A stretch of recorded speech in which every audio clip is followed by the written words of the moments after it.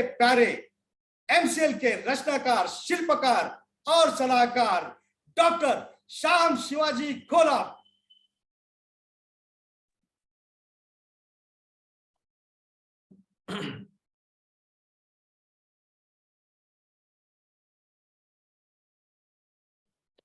दोस्तों नमस्कार, मैं डॉक्टर श्याम गोलोक फिर से एक बार आपका इस ट्रेनिंग सेशन में स्वागत करता हूं। मैं आशा करता हूं कि आप सभी लोग स्वस्थ हैं और आप अपने साथ अपने परिवार का, यानी घर का परिवार और एमसीएल परिवार दोनों का ख्याल रख रहे हैं।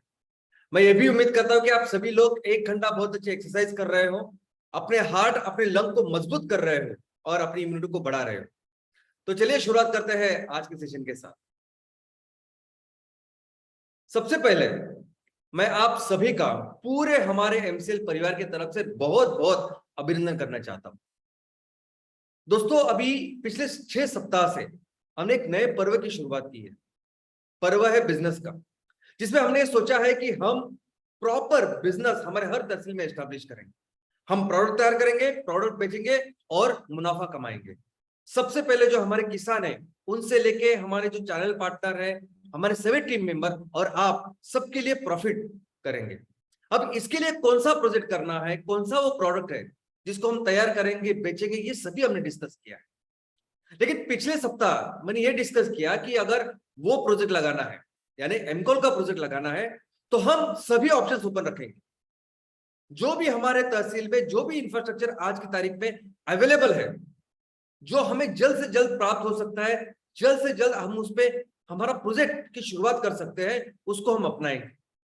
चाहे वो बंद हुई कोई फैक्ट्री हो, चाहे वो बंद हो कोई बायोमास ब्रिकेटिंग का यूनिट हो, या कोई भी ऐसा इंफ्रास्ट्रक्चर जिसको अगर हम इस्तेमाल कर सकते हैं, तो उसको हम अपनाएंगे।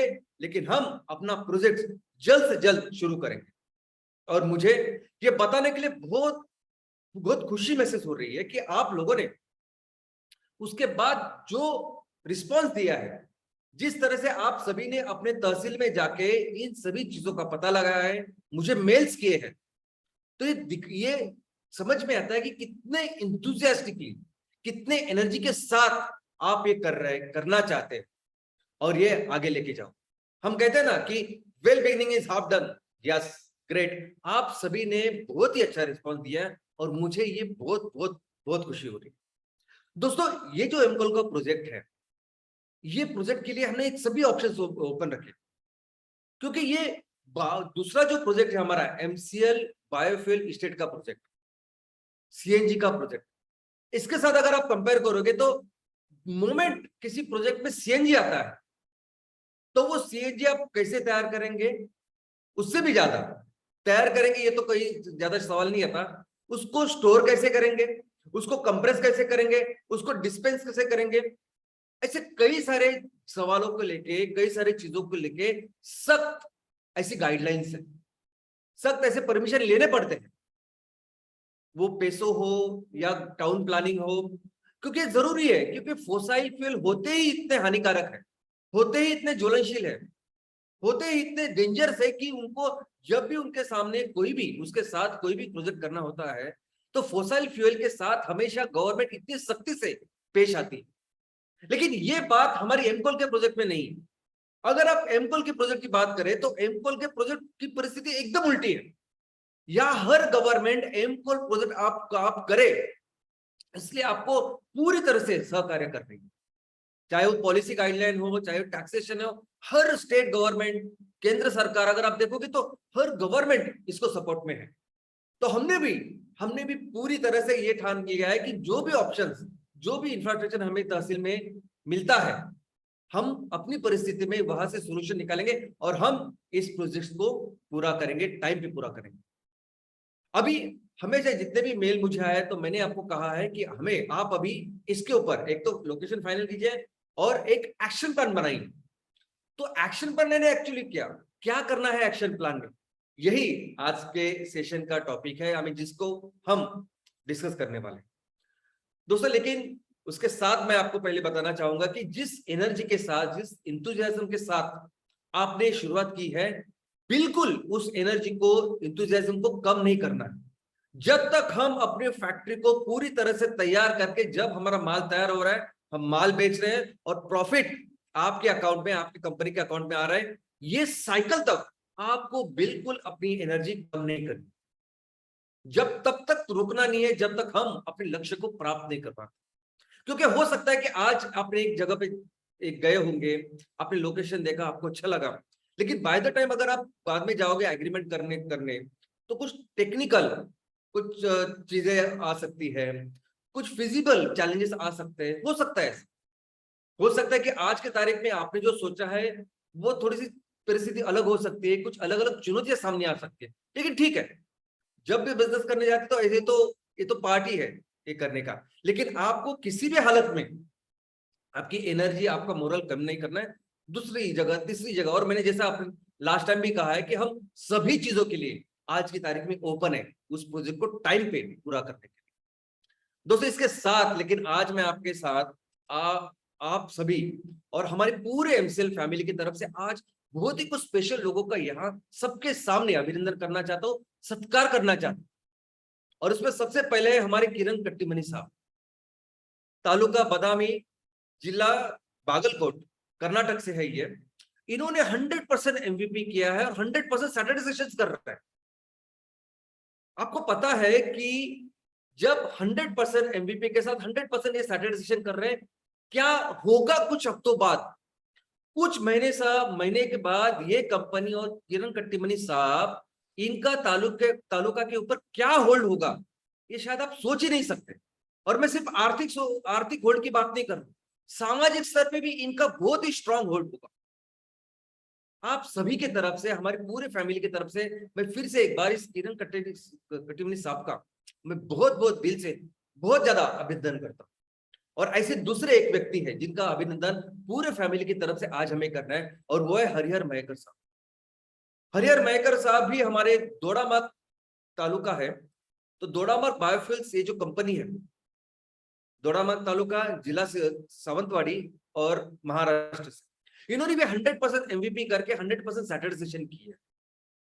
दोस्तों ये दोनों ने अभी जो काम करके हमारे सामने जो एग्जाम्पल क्रिएट किया है, आप नहीं जानते इसकी अहमियत क्या है। क्या सोचा है हमने अपनी तहसील के बारे में कि हमें अपने तहसील को एक सुजलाम सुफलाम राज्य बनाना है। हमें अपने तहसील में उस सुजलाम सुफलाम राज्य बनाने के लिए 3000 करोड़ का माल तैयार करना और उसको बेचना है। 3000 करोड़ का रेवेन्यू तैयार करना है। आपकी एक जो एमकोल की फैक्ट्री हम लोग तैयार करेंगे ना, उससे कितना रेवेन्यू जनरेट होगा, क्या है उसका रेवेन्यू टर्नओवर, तो 10, 10.5, 11 करोड़। यानी एक एमकोल की फैक्ट्री से आप 10.5, 11 करोड़ का माल तैयार करेंगे और बेचेंगे। और मैं बात कर रहा हूं 3000 करोड़ की। अगर आपको लगता है कि नहीं नहीं ये तो पहले तो हो जाने दीजिए, आप एक पहला प्रोजेक्ट लगाए उसके बाद हो जाएगा ना, उसके बाद हम लोग ये करेंगे, प्रोजेक्ट लगाना जरूरी है। दोस्तों ये आप प्रोजेक्ट जब लगाओगे ना, तब आप प्रोजेक्ट लगाने के बाद 50 लोग वहां खड़े होने वाले हैं आपके जैसा सेम काम करने के लिए, आपके ही तहसील। और ये सिर्फ कंपटीशन की बात नहीं है।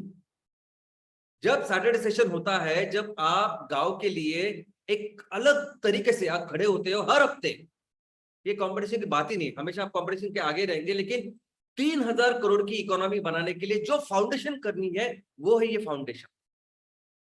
अगर आपको बड़ी ऊंची इमारत तैयार करनी है तो फाउंडेशन बहुत अच्छा चाहिए, यह है वो फाउंडेशन।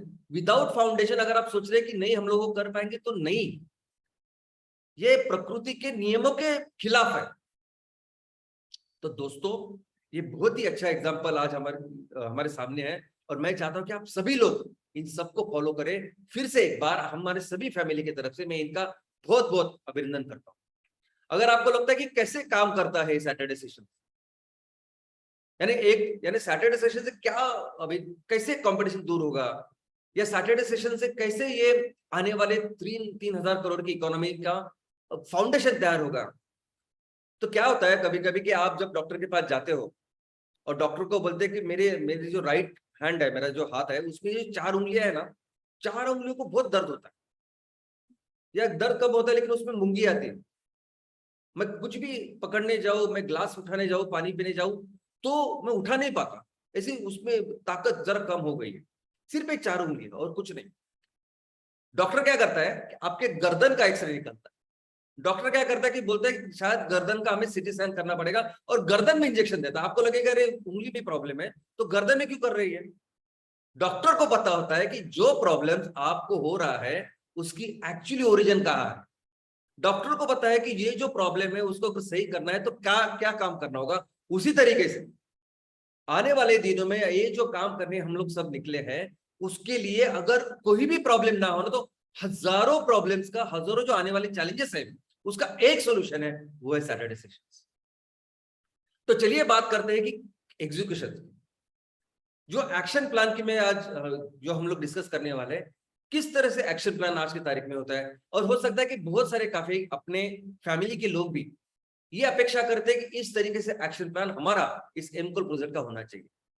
नॉर्मली क्या होता है कि किसी भी प्रोजेक्ट्स के पहले कोई भी व्यक्ति या वो टीम जो होती है वो तैयार करती है डीपीआर, डिटेल प्रोजेक्ट रिपोर्ट।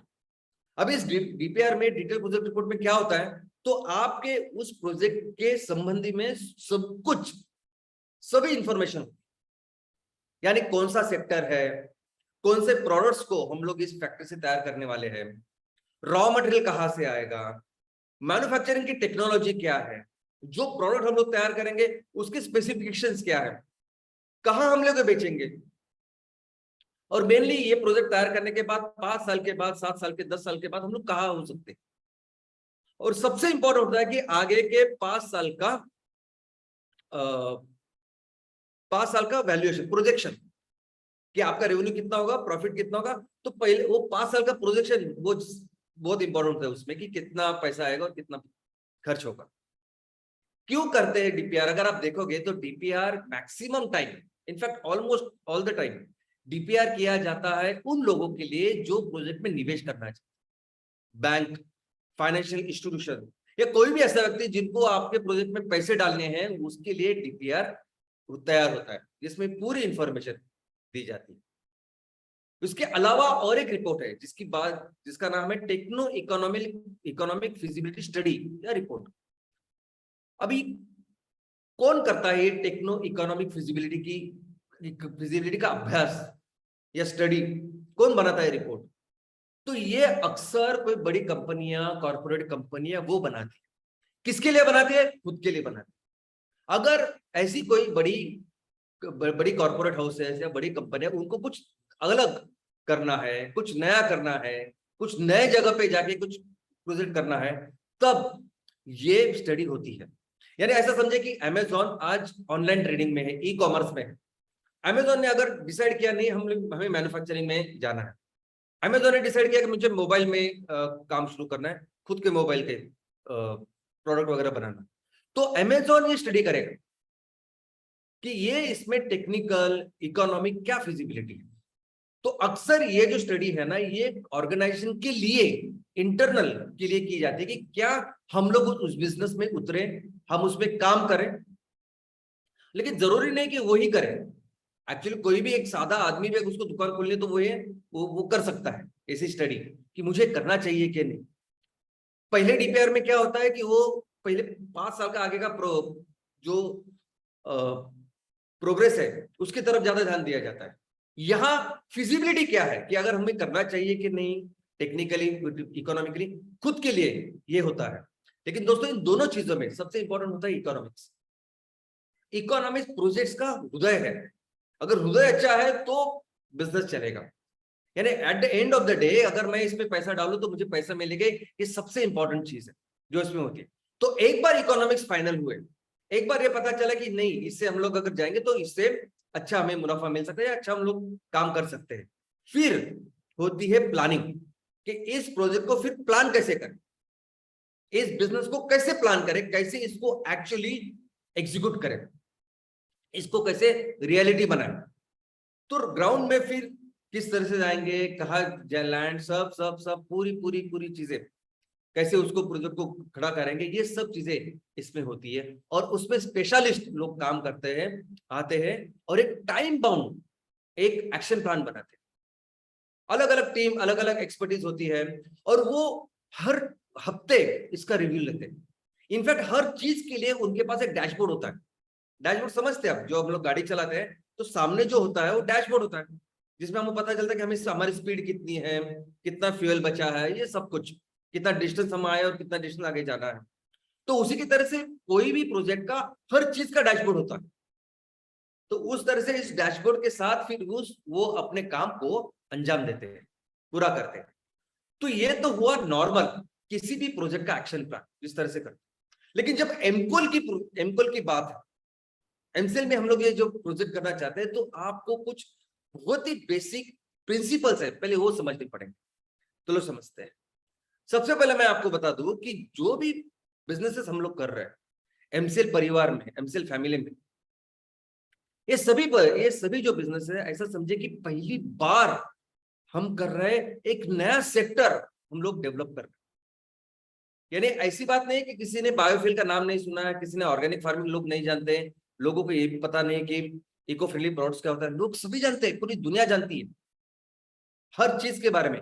लेकिन इस चीज को इतने बड़े स्केल पे करना, इस तरीके से करना, ये अभी तक किसी ने किया नहीं। एक सिंपल, ये मैं नेपियर घास की भी जो बात कर रहा हूँ, नेपियर घास भी कभी किसी ने इतने बड़े क्षेत्र में उगा नहीं होगा जो आप करने वाले। किसी ने ऐसे काटा नहीं होगा जैसे आप काटने वाले हो, और कल उससे वो एमकोल से लेके एमसीएनजी तैयार करने वाले हो। दोस्तों, हर चीज जो आप अभी इस सेक्टर में करोगे, ना उसके लिए कोई आपको गाइडलाइन मिलेगी मार्केट से, ना कोई वहां एक्सपर्ट बैठा होगा कि वो बोलेगा नहीं मैंने किया है, चलो मैं आपको बताता हूँ कैसे करना है। कोई डिटेल जानकारी वगैरह आपको नहीं मिली, हमें तैयार करना है हर चीज। यानी मैं अभी आपको बताऊंगा कि हर चीज, और नेपियर ग्रास को काटने से लेके कैसे वो एमकोल उसको हम लोग बेचेंगे, इस हर चीज के ऊपर पहली बार हम लोग काम करने वाले हैं। और सिर्फ एमकोल की बात नहीं है, हर चीज के ऊपर आने वाले दिनों में एमसीएल और हम सभी लोग मिलकर जो काम करने वाले हैं, ये दुनिया में पहली बार इस स्किल में ऐसे होगा। ऑर्गेनिक फार्मिंग इतने बड़े लेवल पे नहीं होते, आपको सबको पता है, उसके प्रॉब्लम्स का आपको पता है। इको फ्रेंडली लेवल में लोग जानते हैं कि थोड़ा थोड़ा होता है, लेकिन पूरी इतनी बड़ी लेवल पे इको फ्रेंडली प्रोडक्ट्स तैयार करना और पूरी ये पेट्रोकेमिकल इंडस्ट्री को रिप्लेस करना, ये कोई सोचता ही नहीं है। लोग जानते हैं कि गोबर से पेंट तैयार होता है, लेकिन बड़े स्केल में पेंट तैयार करके उसको बेचना मार्केट में, ये काम एमसीएल कर रहे हैं। तो हर चीज के ऊपर आप पहली बार कर रहे हैं। और दूसरी बात, हर तहसील, हर चीज नहीं है। आपका एक यूनिक एग्जांपल है, आपकी खुद की एक डिफरेंट, यूनिक, अलग, सबसे अलग ऐसी कहानी है। आप इस पूरे बिजनेसेस में कभी भी किसी तहसील के साथ कंपैरिजन नहीं कर सकते। मैं हमेशा बोलता हूं ना कि एक कार फैक्ट्री मोबाइल की फैक्ट्री नहीं है कि कहीं भी आप लगाओ वैसे ही रहेगा, ऐसा नहीं है। यहाँ मेरे गांव में जो चावल होगा, गेहूं होगा, दाल होगी, वो आपकी यहाँ अलग होगी। वैसे ही इस सेक्टर में हम लोग जब अभी काम करने निकले हैं, तो आपके तहसील में कुछ बहुत स्ट्रेंथ हो सकती है, ताकत हो सकती है, और कुछ वीकनेसेस हो सकती है। कुछ चीजें आपके यहाँ करने में चुनौतियां हो सकती है और किसी दूसरी तहसील में करने में बहुत आसान से हो सकता है। तो हमेशा ऐसा समझिए कि आपका तालुका, आप जिस तरह से बिजनेस करने वाले हो आने वाले दिनों में, आपकी एक अलग कहानी होने वाली है, आपका अलग एक्सपीरियंस होने वाला है। और आपकी इसी यूनिक की वजह से आपका जो एग्जीक्यूशन भी है वो भी यूनिक होने वाला है। क्योंकि हर तालुका में एमआईडीसी है, वहां इंडस्ट्रियल सेंटर है, ऐसा तो बिल्कुल नहीं है। अभी देखा ना हमने, जब हम लोग ये शुरुआत करते हैं तो मेरे तहसील में क्या क्या इंफ्रास्ट्रक्चर है, ये भी देखोगे आप, तो कोई तहसील ऐसे होगी उनके पास कितना सारा इंफ्रास्ट्रक्चर है, और कुछ तहसील तो ऐसे भी जिनके पास कुछ भी नहीं है। तो इस तरीके से हर तहसील में अभी हमने जो इस एमकोल प्रोजेक्ट के एग्जीक्यूशन का काम करना है, वो भी एक अलग तरीके से और यूनिक तरीके से हम लोग करने होते हैं। तो ये बिजनेस साइकिल जो है, अभी हमारा क्या फोकस है कि हमें प्रोडक्ट तैयार करना है, उसको बेचना है और प्रॉफिट कमाना है। अभी ये जो हमारा आज का फोकस है ना, अभी इस फोकस में भी हमें कुछ बहुत इंपॉर्टेंट चीजें वो पहले समझनी होगी इसके आगे बिजनेस करने के लिए। सबसे पहले ये समझना होगा कि अभी हम जो प्रोडक्ट बना रहे हैं आज के तारीख में और आने वाले दिनों में भी, ये प्रोडक्ट ऐसे प्रोडक्ट है जिस प्रोडक्ट की ऊपर के जिस कॉस्ट पे हम लोग उसको बेचे, उस पे उसके ऊपर मर्यादा है। ये बहुत फास्ट मूविंग कंज्यूमर प्रोडक्ट है, ये दूध की तरह है, हर दिन लगने वाला है दूध। ये पेट्रोल, डीजल, कोयला, ये ऐसी चीज है कि बार बार लोगों को लगेगी, और उसकी ऊपर की जो मार्केट प्राइस है उसके ऊपर ही हमको बेचना पड़ेगा। हमने कितना भी बेहतर, कितना भी अच्छा, दुनिया को बचाने वाला भी कोयला बनाया, तो इसका मतलब हम लोग ये जो नॉर्मल कोयला उसे 2 गुना 3 गुना नहीं बेच सकते। फॉरगेट दो गुना 3 गुना, लेकिन नॉर्मल गोले से 1-2 रुपया भी हमने ज्यादा किया तो हम उसको नहीं बेच सकते। यानी कहीं पेट्रोल डीजल अगर 1 रुपया भी सस्ता है तो आप वहां जाते हैं 2-3 किलोमीटर उसको भरवाने डलवाने। ये एग्जाम्पल आपके सामने है। रिलायंस ने भारत में 17,000 पेट्रोल पंप शुरू किए थे, 17,000। लेकिन वहां ये पेट्रोल डीजल के जो दर थे, वो दाम थे, वो 3-4 रुपए से अधिक थे। लोग नहीं गए। अगर 3-4 रुपए अधिक अगर पेट्रोल डीजल वहां, तब उन्होंने मार्केटिंग भी की थी कि हमारा पेट्रोल सबसे अच्छा है, हमारा डीजल सबसे अच्छा है, लेकिन फिर भी लोग नहीं जाएंगे। अगर आपके पास मर्सिडीज है फिर भी आप नहीं जाएंगे वहां डलवाने के लिए। ये उस प्रोडक्ट में काम कर रहे हैं, हम मोबाइल में नहीं है। यानी 5,000 का भी मोबाइल है, 1.5 लाख का भी मोबाइल है, आप अपने तरीके से वो मोबाइल लीजिए। हमारा वो सेक्टर है कि जहां ऊपर जो जिस रेट पे हम लोग माल बेचे उसमें मर्यादा है। तो हमें किस तरह के काम करना पड़ेगा? तो हमें इस डी मार्ट जैसे काम करना पड़ेगा। डी मार्ट जब आए तो बिग बाजार was big brand. Reliance mart कुछ बाद में शुरू हुई। सबसे सस्ता, सबसे, अब अगर आपको याद होगा, सबसे अच्छा, सबसे सस्ता, या सबसे सबसे सस्ता मंगलवार, सबसे सस्ता बुधवार, ऐसे बहुत सारे ऐड बिग बाजार करती थी और इतना सब कुछ उन्होंने किया और पूरा नाम था बिग बाजार। डी मार्ट जब आई, डी मार्ट ने देखा कि किस तरह, देखो बेचना वही गेहूं वही दाल है और उसको सबसे सस्ते में कौन दे सकता है वो देखना है। तो डी मार्ट ने देखा कि किस तरह मैं अपना बिजनेस करूं कि मैं ज्यादा से ज्यादा कम दाम में कस्टमर को वही चीज दूं, वही दाल, वही चावल, वही गेहूं, लेकिन कैसे मैं सस्ते में दूं। तो डी मार्ट क्या करती है, डी मार्ट कभी भी जब उनका दुकान होता है या ये स्टोर होता है, डी मार्ट कभी भी ऐसे जगह पे करती ही नहीं चालू जहां वहां के जमीन के दाम बहुत महंगे हैं। अगर रेंट भी करना है तो रेंट जहां ज्यादा हो डीमार्ट वहां नहीं जाती। डीमार्ट वहां फालतू पैसे पे नहीं, बिल्कुल पैसे बचाती है। डीमार्ट का अगर आप स्ट्रक्चर भी देखोगे तो डीमार्ट का स्ट्रक्चर आपको ऐसा नजर आएगा। बिग बाजार में कैसा था, कांच की सब बिल्डिंग, कांच का पूरा मॉल जैसे, कभी ग्राउंड+2 ग्राउंड+1 ऐसे था वो। डीमार्ट तो एक सिंगल होता है, सिंपल, कंस्ट्रक्शन का कॉस्ट भी कम। डीमार्ट शहर के एकदम बीचों बीच नहीं, थोड़ा सा आजू बाजू होता है जहां बाकी रेंट कम हो। डीमार्ट में कभी भी बहुत ज्यादा ऐसी फ्लैशी लाइट आपको नहीं दिखेगी, साइनेज लगाया है ऐसा कुछ किया, ऐसा बिल्कुल नहीं। हर जगह पे डीमार्ट ये सोचती है कि किस तरह से मैं पैसे पैसे कम करूं, कैसे अपना खर्चा कम करूं तो मैं ज्यादा प्रॉफिट रख सकूं और वही मैं अपने कस्टमर्स को दूं। यहां तक कि डीमार्ट ये भी सोचती है कि मुझे जो गेहूं दाल जो देनी है कस्टमर को, और जो मेरा सप्लायर है, तो मैं अगर सप्लायर के पास जो तो मेरा ट्रांसपोर्टेशन कम पड़ेगा क्या? मैं सप्लायर से थोड़ा सा ज्यादा लेके रखूं तो मेरा कम रखेगा, या लॉजिस्टिक की जरूरत नहीं ये लेने की, वो अपने पास रखे तो मेरा वो पैसा बच जाएगा। हर चीज में डिमांड देखती है। अगर आप इसको डिटेल में पढ़ोगे ना तो आपको पता चलेगा। हमें काम इस तरीके से करना है, हमें काम इस तरीके से करना है कि कोयले का, अगर कोयले को तैयार करना और बेचना है तो किस तरह से कम से कम से कम से कम दाम में हम लोग ये तैयार करें। ये आपकी कंपनी है, आपकी बैलेंस शीट है, आपके सब खर्चे और प्रॉफिट्स होने वाले हैं। जो भी पैसा आज आप कम करोगे, यानी खर्चा कम करोगे, वो सभी आपके प्रॉफिट में तब्दील होने वाले। जो भी पैसा आप आज बचाओगे ना, जितने कम कॉस्ट में आप इसकी मैन्युफैक्चरिंग करोगे, लोगों को बेचेंगे, उतना प्रॉफिट आपका ज्यादा होगा इसमें। दोस्तों, ये जो पहला प्रोजेक्ट है ना, ये बहुत बहुत बहुत जबरदस्त ऐसी आपकी लर्निंग, ऐसी आपकी ट्रेनिंग होने वाली है। आपको अंदाजा नहीं है। आप मत समझिए कि ये सिर्फ मुझे प्रोजेक्ट जल्द से लगाना, पैसा कमाना है, वो तो ठीक है। आप ऐसा समझिए कि मैं अभी स्कूल कॉलेज में हूँ और मुझे बहुत कुछ सीखना है। अगर आप पहली जगह पे जाते हो और आपको दिखाई देता है कि बहुत जबरदस्त लोकेशन, अच्छा लोकेशन है जहां मैं काम कर सकता हूं, आप मोटरसाइकिल लीजिए, पूरे तालुका में घूमिए, पूरे तालुका में देखिए कौन कौन से तरह के स्ट्रक्चर होते हैं। पूरे तालुका में देखिए कि लोग जो ओनर है उनसे बात कीजिए कि मैं अगर ये आगे जाके मुझे प्रोजेक्ट्स लगाने हैं तो किस तरह से लोग बात करते हैं, क्या उनकी अपेक्षा होती है, किस तरह से एग्रीमेंट किए जा सकते हैं। एक ही जगह पर मिलकर रुकिए मत, जाइए अपनी गाड़ी निकालिए और घूमिए उस चीज को। जितना ज्यादा आप घूमोगे, जितना ज्यादा समझोगे, उतने एक्सपर्ट हो जाओगे बिजनेस हर चीज में। आज लोकेशन की बात कर रहा हूं मैं, लेकिन बहुत सारी चीजें आने वाली है दोस्तों।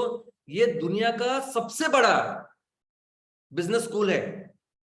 आप दुनिया में कहीं भी जाओ, आप यहाँ भारत के जो IIM है, इंडियन इंस्टीट्यूट ऑफ मैनेजमेंट, वहां से लेके अमेरिका में बहुत हाई फाई नंबर 1 ऐसे इंस्टीट्यूट्स है, ये कुछ भी नहीं इनके सामने। ये जो ट्रेनिंग अभी आपकी होगी ना, वो कुछ भी नहीं है। ऐसी जबरदस्त ट्रेनिंग आपकी हो सकती है। ये दोनों नाम जो मैं हमेशा आपको बोलता हूं, ये धीरूभाई अंबानी साहब और दमानी साहब, आपको सुन के आश्चर्य होगा, इन लोगों ने कमाने के लिए उन्होंने पढ़ाई अपनी पूरी नहीं की थी। अब पढ़िए ना, आपको पता चले। ये डिमांड का मैं एग्जाम्पल देता हूँ, पढ़िए उन्होंने कब पढ़ाई छोड़ी और गए, और क्यों गए। क्यों धीरूभाई अंबानी साहब ने बहुत जल्दी जाके वहां नौकरी की, क्योंकि पैसे कमाने के लिए उन्होंने किया। लेकिन ये बाद में जो बिजनेस में वो लोग गए, जिस तरीके से दिल लगाकर उन्होंने काम किया, वैसे काम वो कोई इंस्टीट्यूट आपको नहीं सिखाएगा। और एक बार वो करने के बाद फिर आप उस लेवल पे जाओगे ना कि आप बहुत बेहतर बिजनेस करोगे लोगों से।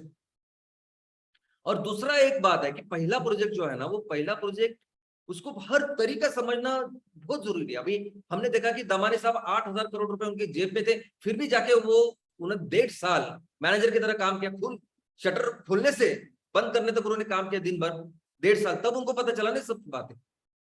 और मैं हमेशा बोलता हूँ कि मैकडोनाल्ड की 38,000 दुकानें, 38,000 स्टोर है मैकडोनाल्ड्स की। 100 में से ज्यादा देशों में उनका बिजनेस है।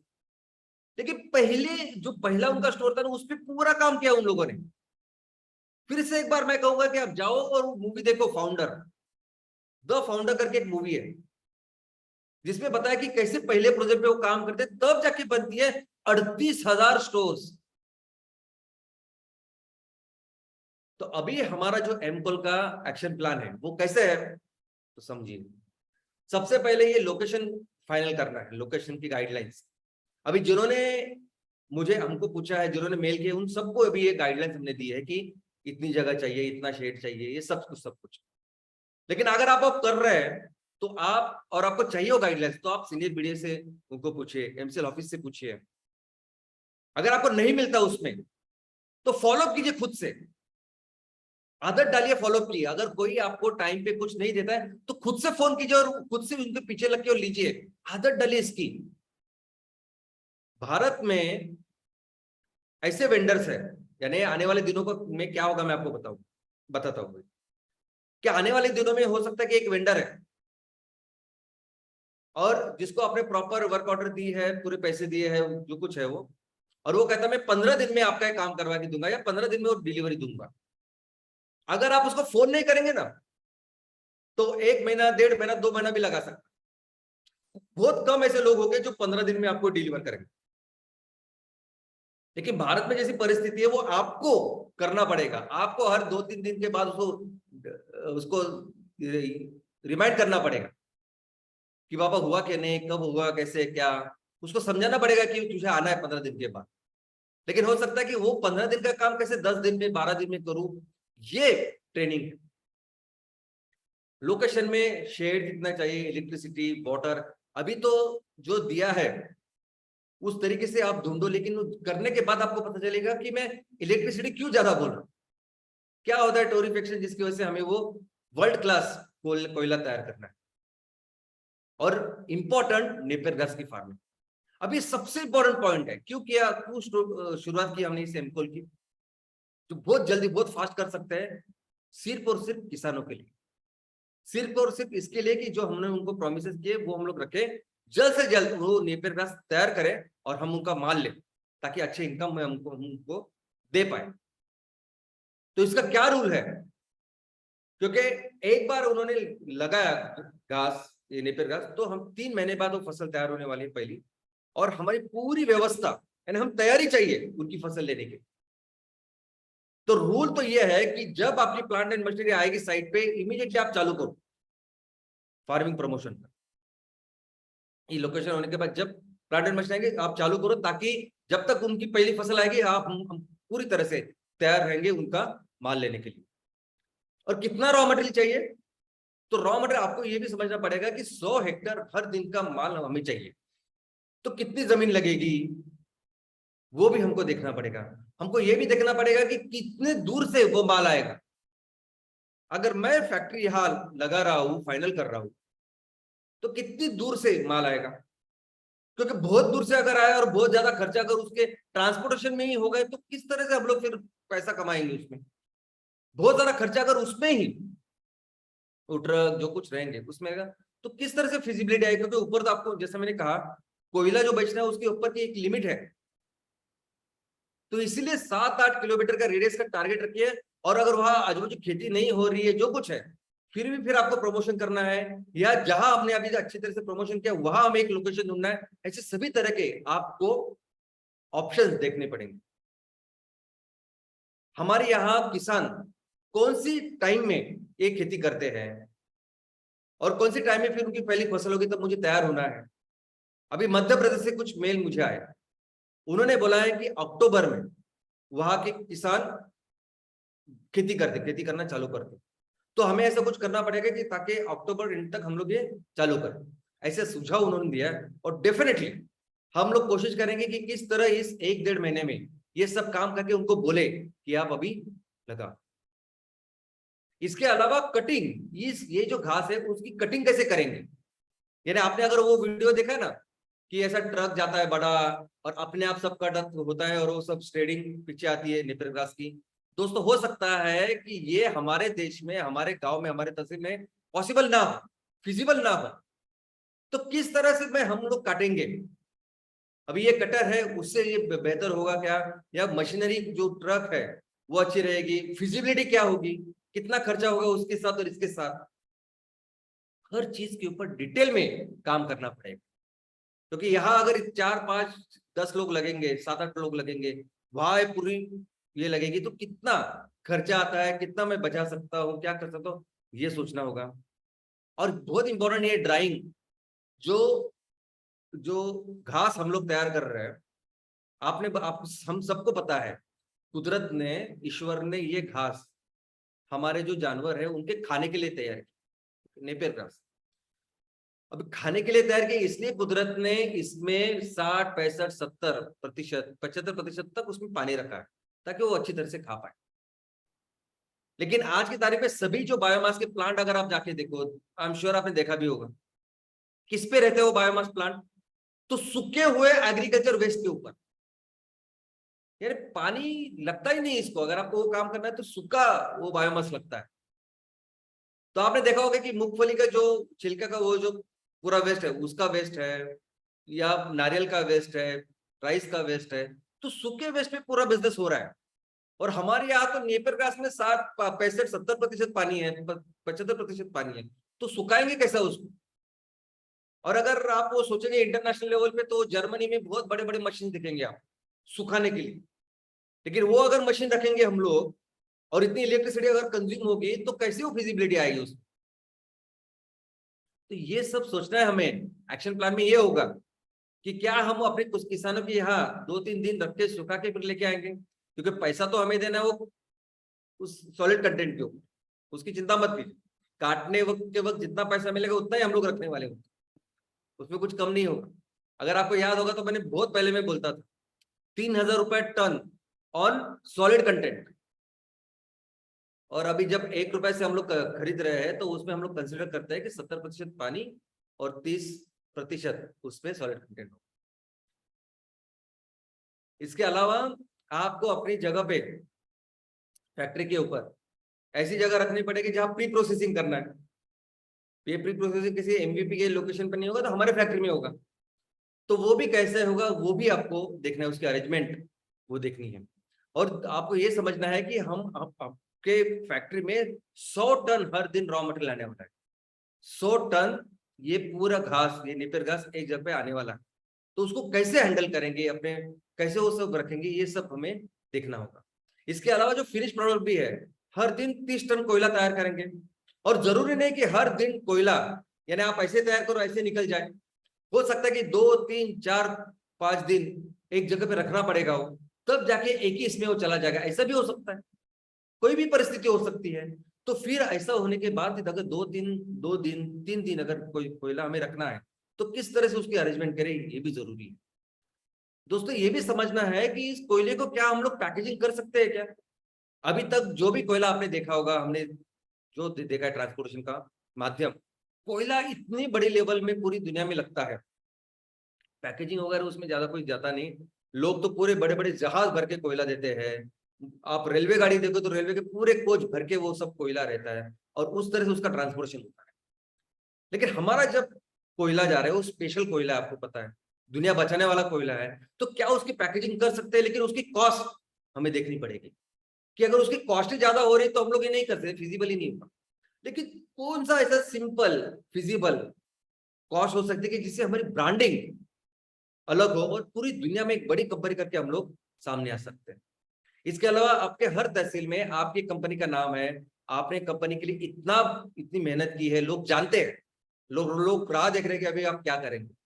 तो हो सकता है कि ऐसी कुछ पैकेजिंग की व्यवस्था करें, कुछ बड़े बड़े से गोन गोन हो सकती है, या आपके दिमाग से कुछ सोल्यूशन अच्छे निकल सकते हैं कि जहां एक जगह पे आपके कंपनी का लोगो, एक जगह पे एमसीएल होना चाहिए, क्योंकि दुनिया को पता चलना चाहिए कि ये सब एक फैमिली से तैयार हो रहा है, एक परिवार इसको बना रहा है। फिर कोई आपको सामने कुछ कंपटीशन का वगैरह नाटक नहीं करेगा। तो लेकिन इस पैकेजिंग और ये ब्रांडिंग का जो काम है, इसमें क्या बेहतर कर सकते हैं, ऐसा भी हम सोचते हैं, और ये भी प्लान है, एक्शन प्लान का। इसके अलावा दोस्तों ये फैक्ट्री का जो लुक है ना, उसके ऊपर भी काम करना पड़ेगा। आज की तारीख में बायोमास की ब्रिकेट की फैक्ट्री कैसी होती है, उनको कुछ पता नहीं कैसी दिखती है फैक्ट्री।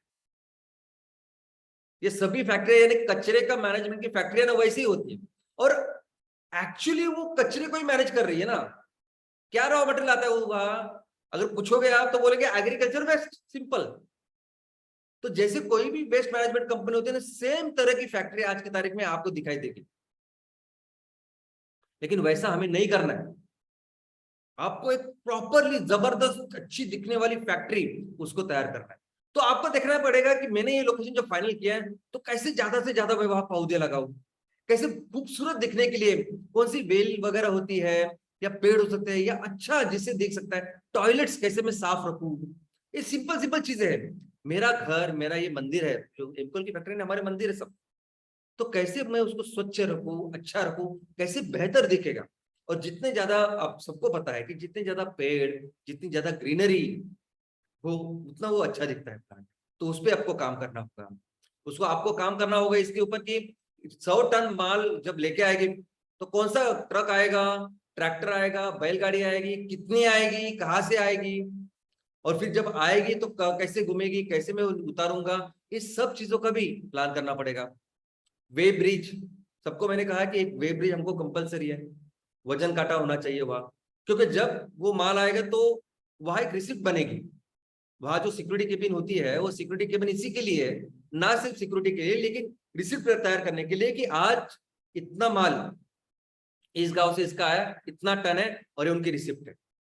इसके अलावा जब माल जाएगा तभी ये रिसिप्ट बनेगी।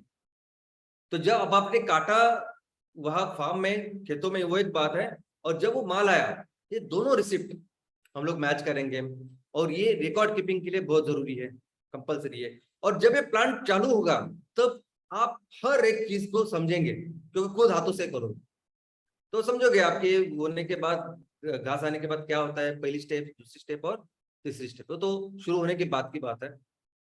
लेकिन एक बहुत जरूरी बात है कि आपको अपने प्रोडक्ट के बारे में आपको नॉलेज रखना पड़ेगा। बैकग्राउंड की जरूरत नहीं, आप इंजीनियर होने चाहिए, टेक्निकल बैकग्राउंड होने चाहिए, ऐसा कुछ जरूरत नहीं आपको। आप बिल्कुल पढ़े लिखे नहीं है तो भी चलेगा। आपको इतना तो समझना है कि नहीं कि मेरे खेतों में जो चावल आता है वो बासमती आता है या इंद्रायणी आता है या और कुछ आता है।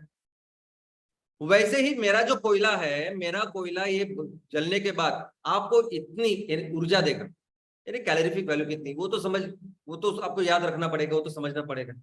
दूसरा, मेरा ये कोयला जलाने के बाद इतनी राख ऐश तैयार होती है, वो तो समझना पड़ेगा, उसमें कुछ बड़ी बात नहीं है। और तीसरा, उसमें मॉइस्चर कितना है, मॉइस्चर और सल्फर, ये आई मीन ये 2-4 चीजें ऐसी है ना कि जो कंपलसरी आपको समझेगी भी। मैं भी आपको सिखाऊंगा, बताऊंगा।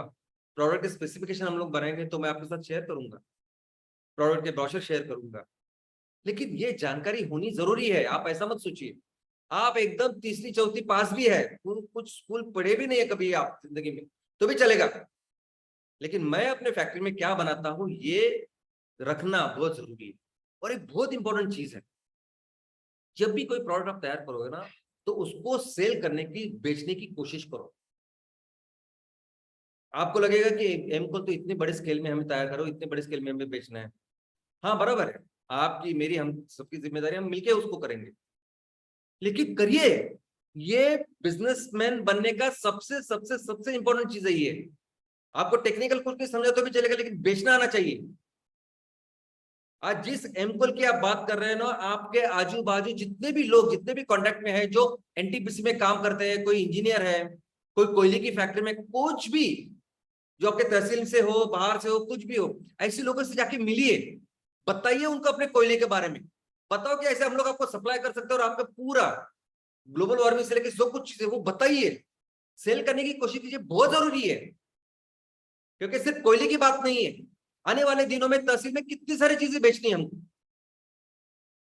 यानी सुबह से खाने का ब्रेड से लेके, यानी खाने की तो बहुत सारी चीजें, पहनने का वस्त्र से लेके, टूथब्रश से लेके, आपकी चप्पल से लेके, सब कुछ चीजें बेचते हैं ना हमको। तो जब आप ये चीज करने लगोगे, और मैं चाहता हूं कि आप करें, बात करें, टीम को लगाओ इस एमकोल के ऊपर। पूरी ये जो पहला प्रोजेक्ट है उसको इस तरीके से करो कि जिंदगी का सबसे महत्वपूर्ण प्रोजेक्ट है, और एकदम एक्सपर्ट बन के बाहर निकलो। समझो कस्टमर को क्या चाहिए, क्या लगता है कस्टमर्स को। उन्होंने एक बहुत बड़ा थर्मल प्लांट लगाया है, तो क्या चाहिए होता है उनको जो हम सॉल्व कर सकते हैं। इतनी राख निकलती है, इतना धुआं होता है, क्या कर सकता है एमकोल। जाओ बात करो उनसे, मैक्सिमम, और पूरी कोशिश करो वो बेचने की। ये बहुत इंपॉर्टेंट है, अहम है। ये आपको बिजनेस में, मुझे मैनेजर नहीं बनाने, आप समझिए आप मैनेजर नहीं हो। आप बिजनेस करना, मैं एक बार फिर से बिजनेस की आपको व्याख्या बताता हूं क्या है बिजनेस। बिजनेस करना यानी ऐसी व्यवस्था का निर्माण करना जिस व्यवस्था से आप अगर एक साल भी, कल अगर आप अपने बीवी बच्चों, अपनी सब पूरे परिवार को लेके एक साल तक भी चारों धाम घूम रहे हो, भारत में जा रहे हो, पूरी तरह से घूम रहे हो, फिर भी यहां बिजनेस चालू होना चाहिए, वो है बिजनेस। आप वहां जाके बैठना, आप ही सब कुछ काम करना, ये बिजनेस नहीं है। आपको मैनेजर नहीं बनना है। ये चीजें समझनी पड़ेगी आपको। ये पहले 3-4 साल जो इंपॉर्टेंट है ना, ये समझने पड़े, तब जाके आप उस लेवल तक पहुंचोगे। और मैं चाहता हूं ये हो। मैं चाहता हूं आपको समझे कि कस्टमर को क्या लगता है, आपको समझे कि कस्टमर की सर्विस कैसी देनी चाहिए। अगर मैं किसी चीज को कोयला सप्लाई करता हूं तो क्या क्या चीजें वो मांगते हैं, क्या डिलीवरी मांगते हैं, क्या बाकी की चीजें लगती है उनको, ये जितना अच्छी तरह से आप समझोगे वो बहुत इंपॉर्टेंट है। आपको समझेगा कि किस तरह से मैं अपनी कंपनी को और बेहतर बना सकता हूं, कि वो जो सामने वाला कस्टमर है उनको फिर आपकी कंपनी की सिवा कोई नहीं चाहिए, कुछ नहीं चाहिए।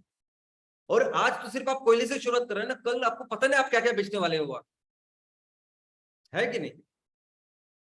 और ये सब आपको करना है, एक टाइम बाउंड एक्शन प्लान बनाना है। अगर आज से आगे के 6 महीने के बाद मेरी फैक्ट्री पूरी अप रनिंग, 6 महीने के पहले ही, शायद 5-6 महीने के बाद ही, जहां माल आ रहा है, रॉ मटेरियल, मैं उसको तैयार कर रहा हूं, बेच रहा हूं, मेरी ब्रांड, ये पूरी जो है तैयारी, इसके लिए प्रॉपर एक्शन प्लान बनाइए, प्रैक्टिकल एक्शन प्लान बनाइए। और फिर से मैं बोलता हूं कि आपको कोई भी टेक्निकल बैकग्राउंड की जरूरत नहीं है, आपको इंजीनियर होने की जरूरत नहीं, कुछ नहीं है, कॉमन सेंस की बात है ये। मैं यहाँ जो फैक्ट्री निकालूंगा, अभी देखिए, मैं कितने अच्छे अच्छे एग्जाम्पल भी आए हैं। मैं एक एग्जाम्पल आपको बताना चाहता हूँ कि 2 ऐसी जगह है, 2 ऐसे तालुके से मुझे रिस्पॉन्स आया कि उनके तालुके में बिल्कुल कोई फैक्ट्री कुछ भी नहीं है।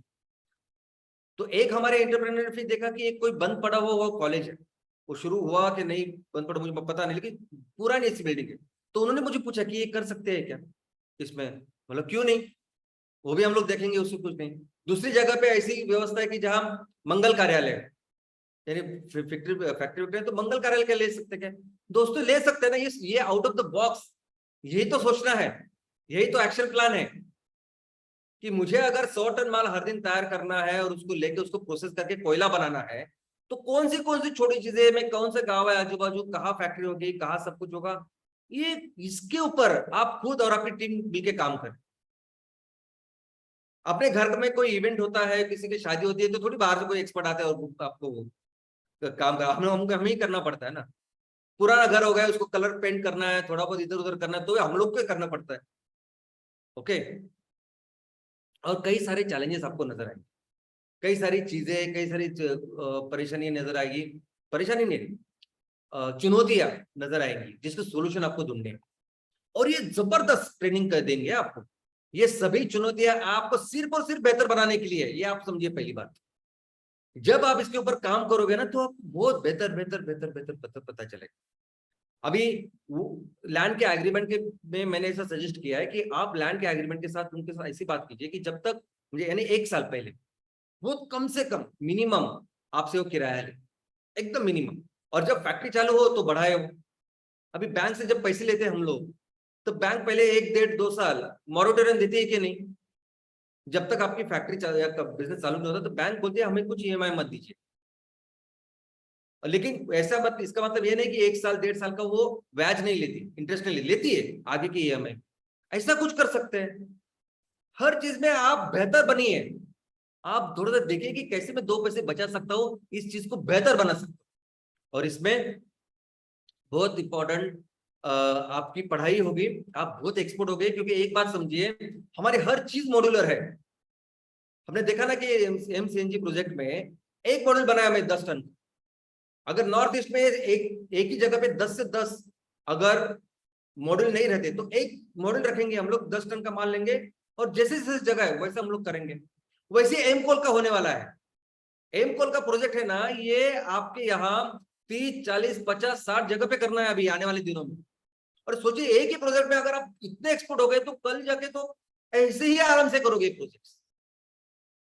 ये जो 100 टन की इनपुट और 30 टन का आउटपुट जो है ना, ये हमारा मॉड्यूल है जो हमें करना है। और जिसको अगर आप एकदम एक्सपर्ट हो गए, तो बहुत जल्दी, बहुत बेहतर, बहुत फास्ट बाकी के लोगों से आप कर पाओ। और हर चीज, हर एंगल जो बिजनेस का, तो उसको समझिए, समझिए और सिंपल अपने। देखो, ये मैंने भी बोला ना, अभी मार्केटिंग की भाषा या कोल के बारे में जाके बताइए, अपनी भाषा में बताइए। कुछ अगर आपको इंग्लिश नहीं आती, हिंदी नहीं आती, बिल्कुल नहीं जरूरत। आप अपने कन्नड़ा में जाके बोलिए, गुजराती में जाके बोलिए, मराठी में बोलिए, राजस्थानी में बोलिए, और जाके बात करिए मुझसे। बात करिए, समझिए हर बिजनेस के हर पहलू को। कोयला इतनी बड़े लेवल पे तैयार करना और उसको बेचना एक बहुत बड़ा बिजनेस है। 3,000 करोड़ का माल तैयार करना, उसको बेचना बहुत बड़ा बिजनेस है। हर चीज को समझिए आप, तब जाके अपने पोटेंशियल, अपना तहसील का जो पोटेंशियल, वहां हम लोग रीच कर पाएंगे। तब जाके आप अपने तहसील में जितनी पॉसिबिलिटी है बिजनेस की, वो कर पाओगे। जब इस हर चीज के ऊपर, यानी आपको दमानी बनना है, आपको धीरूभाई अंबानी सब बनना है। ये हर चीज करके, ये दोनों ने बिल्कुल कोई बैकग्राउंड नहीं उनका पढ़ाई का, फिर से मैं आपको रिपीट करते थे, करके करके वो इतने एक्सपर्ट, इतने महान बने।